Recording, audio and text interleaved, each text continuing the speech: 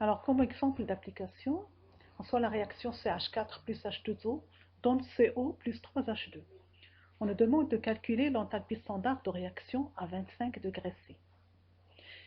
On a les données de l'exercice. Il faut bien examiner les données de l'exercice parce que ce sont ces données qui nous permettront de choisir la méthode à utiliser pour déterminer l'enthalpie de réaction. Ici, on nous donne les deltages de formation de tous les produits et les réactifs. Pour H2, le deltage de formation n'est pas donné parce qu'il est connu. H2 se trouve à l'état standard de référence et donc son enthalpie de formation sera égale à 0. Donc c'est pour cela qu'on ne l'a pas donné.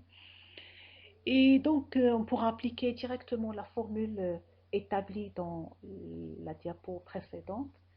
L'enthalpie de réaction, c'est la somme des enthalpies de formation des produits moins la somme des enthalpies de formation des réactifs multipliées par les coefficients stoichiométriques. Donc on a delta H de formation de CO plus 3 fois delta H de formation de H2 moins delta H de formation de CH4 et moins delta H de formation de H2O gaz. Et donc on fait l'application numérique et on trouve une valeur de 206,1 kJ par mol. C'est une enthalpie positive et donc c'est une réaction endothermique.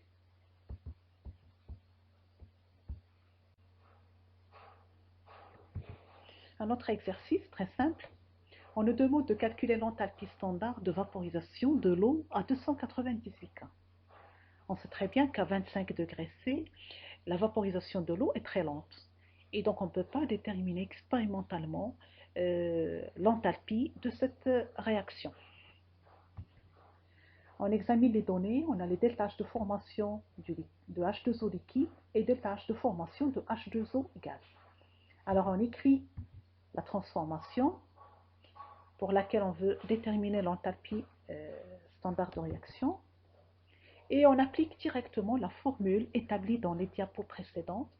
L'enthalpie de la réaction, qui ici c'est la vaporisation de l'eau, est égale à la somme des enthalpies de formation des produits multipliés par leur coefficient stoichiométrique moins la somme des deltages de formation des réactifs multipliés par leur coefficient stoichiométrique.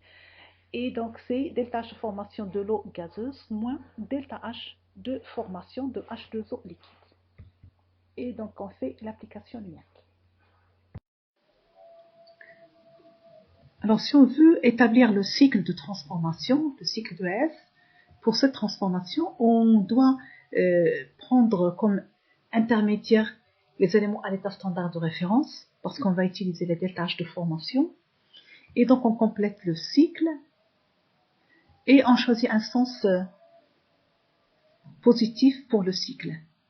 Ce sens positif choisi, ici représenté par la flèche rouge, il est arbitraire, on peut le choisir dans le sens inverse. Mais une fois choisi, on le garde et on compare toutes les flèches du cycle par rapport à ce sens positif pour faire la somme des delta H correspondant égale à 0 sur tout le cycle. On pourrait faire de la même manière, mais au lieu d'avoir un sens positif choisi, on va choisir deux chemins différents, ici représentés par les flèches jaunes. Et pour écrire l'expression finale sur le cycle, on écrira que dans le sens direct, ici delta H de réaction, avec un plus, puisque la flèche en haut noire va dans le même sens que la flèche en jaune. Donc on a delta H de réaction égale. Et on passe au deuxième terme qui correspond à la flèche jaune. Donc pour la flèche noire à gauche, on a le sens. Son sens est inverse par rapport au sens de la flèche jaune. Et donc on aura un moins delta H de formation de H2O liquide. Et à droite du cycle, on a la flèche noire qui va dans le même sens que la flèche jaune. Et donc on écrira plus delta H de formation de H2O gaz dans l'expression. Et on obtient delta H de réaction égale à moins delta H formation de H2O liquide plus delta H de formation de H2O gaz. Merci de votre attention.